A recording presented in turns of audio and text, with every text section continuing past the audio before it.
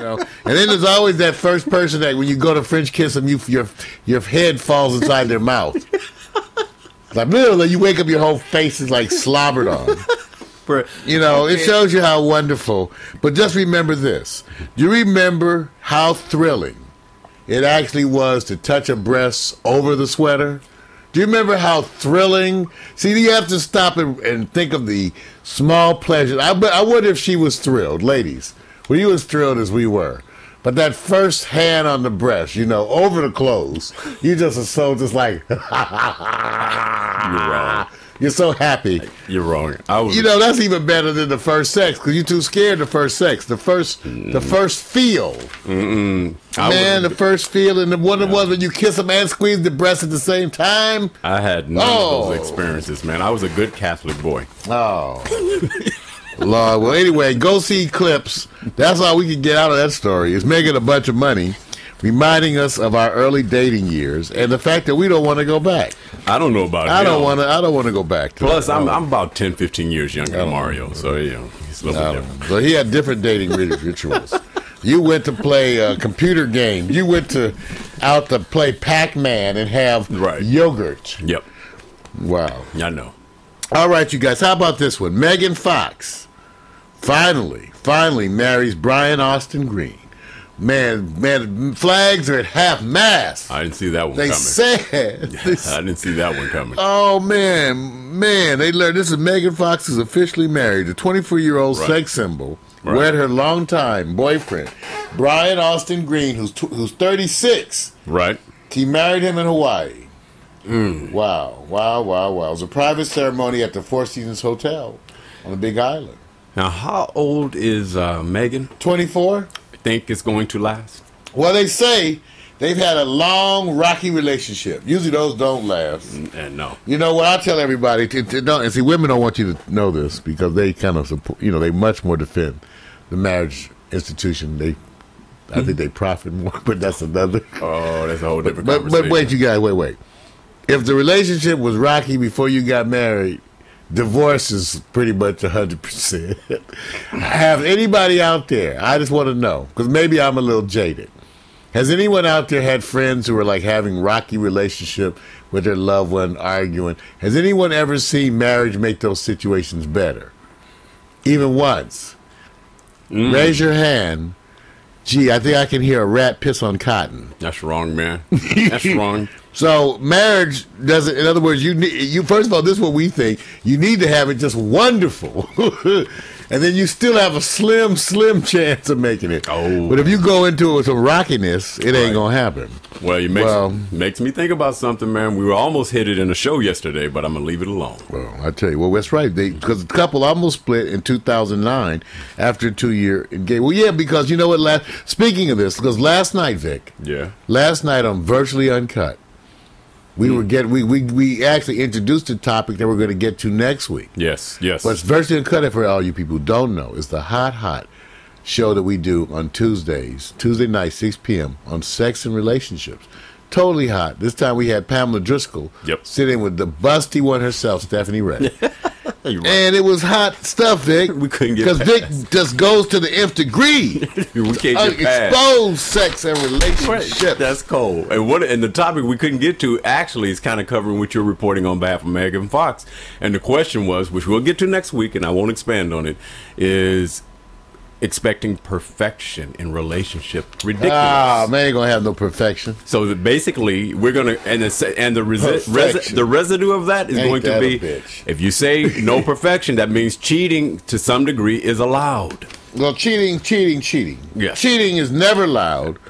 Okay. I myself have never cheated. Right. All right. Now I love you more than I love myself. Okay. I think. Yeah. I think that statement has become more true as time passed because people love themselves more. I've learned. Others. That's right. We learned to do it the female way. We only list the sexual partners that we actually think count. That's the female way. See, we don't list all of them. Just the ones that count. Like I said, it's hard to fit that topic into 30 minutes, man. I'm telling you. Well, here's some brand. I want you guys, we talk so much about Hulu. Hulu.com is the site that we love to say to go look at to watch your online shows. Actually, and what's so funny is that the people, they're a joint venture by some of the majors. Mm-hmm. And they really were kind of pissed off that they were successful because they really didn't want and have never wanted an ad-supported model to work. They really want you to have to pay a subscription. In other words, they want you to have to pay, $20 a month, $10 a month, something. They don't want you to go to a site and watch videos where the ads pay for it. True. Because there's not enough money for them. Greedy little bastards. Yeah, but they're making money anyway. Well, Hulu now says that they're going to be coming out with a paid subscription service that's $10 a month. And they say people are already paying 5 times that month for cable, but Hulu is betting that, according to their superiors, have forced them to now offer this service. That they say that now they're going to still give you the stuff that was free. Right. Which they would have the shows a certain amount of time after they air, and they would stay on for a certain amount of time. But now, with the paid service, you'd have unlimited access to the full episodes all the time. And they're going to call it Hulu Pass. So the regular Hulu, this is the way it's always going to be. They give you something for free. Right. A light version. Right. And then they give you the good stuff for paid. So, what I was thinking that this ought to be applied to sex. You give them, like, foreplay for free. But anything else is, a monthly service fee. Okay. Because that's the way they do it. And, I'm learning from the industry about how to do these things. Yeah, and, what are they arguing over? Not that they're not going to make any money. It's how much they can make. The question is how much you'd be willing to pay for access to video, music, whatever. Right. And that's the same thing about music. Would you pay $10 a month to have unlimited access to music all the time and never buy anything? Wow. That's an enticement, man. That's the question. Yeah. It's always something, but see, here's the other side of it, Mario. To me, that works with commercial music already going through the pipeline under a corporate control and distribution effort.